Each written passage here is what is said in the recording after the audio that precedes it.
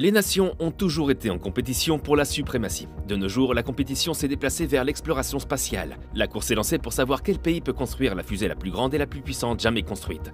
Mais personne n'est prêt pour la nouvelle fusée que la Chine est en train de lancer dans l'industrie spatiale.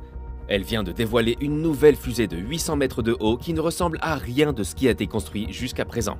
Qu'offre la nouvelle fusée chinoise? Comment sera-t-elle construite et qu'est-ce que la Chine espère réaliser avec? Quelle est la plus grosse fusée jamais créée? Ce titre revient à un vaisseau spatial encore en cours de développement, le Starship. Le vaisseau spatial développé et testé par SpaceX mesure 120 mètres une fois assemblé et 9 mètres de diamètre. Grâce à un ensemble de plus de 30 moteurs de fusée, le Starship peut produire une poussée suffisante pour mettre en orbite environ 150 tonnes de charge utile en une seule fois. Cependant, vous serez peut-être surpris d'apprendre que la première fusée à atteindre officiellement l'espace a été fabriquée par les Allemands en 1944.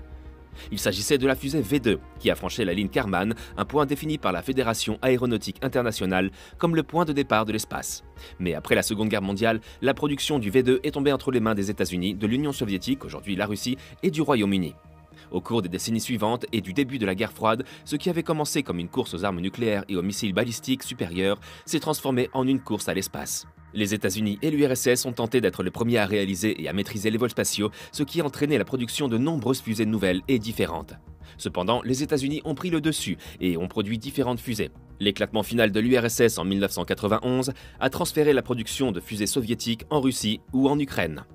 Plus tard, l'Europe, par le biais de l'Agence spatiale européenne, et le Japon ont également accéléré la conception et le développement de leurs fusées. Mais d'autres pays ont désormais commencé à se lancer sérieusement dans la course à l'espace, notamment l'Iran, l'Inde et la Chine. En effet, la Chine a commencé à faire des recherches sur la fusée avant le lancement de Sputnik en 1957. Mais ce n'est qu'en 1970 que le pays a mis son premier satellite en orbite. Depuis lors, la Chine a lancé plus de 400 missions. Et presque toutes ont utilisé les fusils de la famille Long March ou Shenzhen. La première fusée de la famille des fusées Long March était la Long March 1. Il s'agit d'une fusée à 3 étages de 98 pieds ou 30 mètres de long.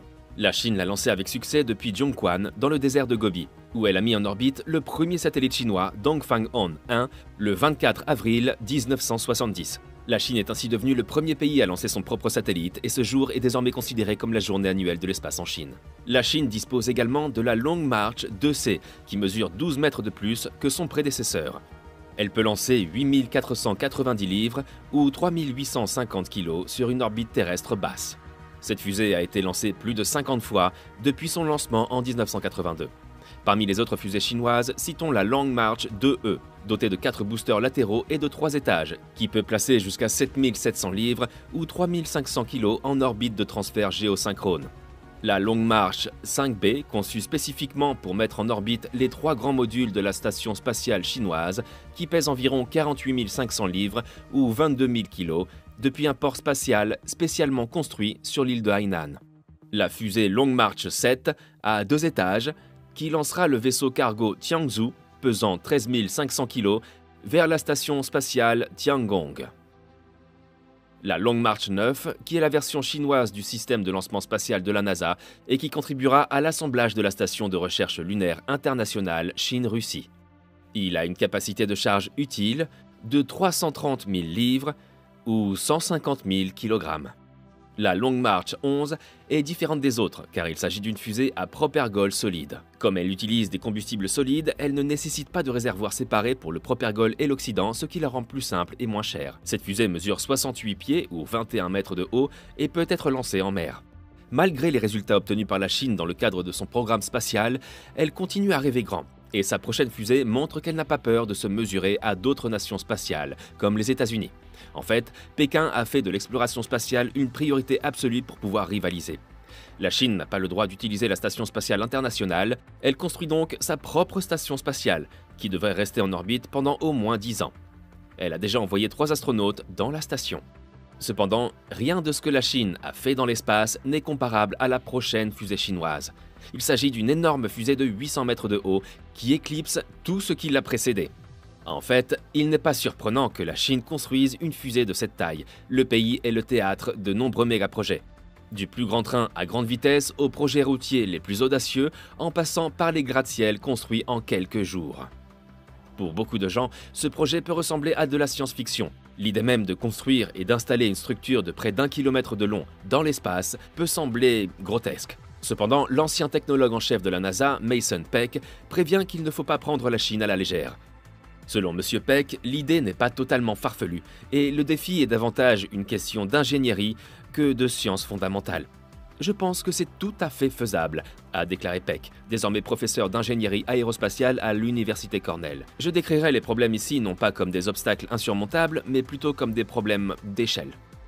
Il est important de relativiser ici l'ambition de la Chine. La station spatiale internationale, l'une des inventions les plus emblématiques de l'homme, ne mesure que 109 mètres. Et elle est le fruit d'un effort de collaboration entre plusieurs pays. En fait, elle réunit deux ennemis de toujours, les États-Unis et la Russie. Et en parlant de coûts, l'ISS a englouti environ 150 milliards de dollars. Imaginez ce que coûtera le vaisseau spatial chinois de 800 mètres. L'ISS a nécessité 30 missions pour assembler tous les modules, sur une période de 10 ans. Pour la Chine, il s'agit d'un jeu à long terme qui donnera au programme du pays un sens à ses objectifs pour les années à venir. De nombreux observateurs occidentaux pourraient considérer à tort cette idée comme de la propagande, mais ce serait une grave erreur. La Chine a publié en 2009 un rapport intitulé « Feuille de route 2050 », dans lequel elle explique comment devenir le premier pays spatial du monde d'ici 2050. Nous assistons donc à la mise en œuvre progressive par la Chine de son plan spatial. Une question cruciale se pose, la Chine peut-elle mener à bien ce projet? En fait, il est difficile de dire que non. Regardez les récentes réalisations du pays dans l'espace.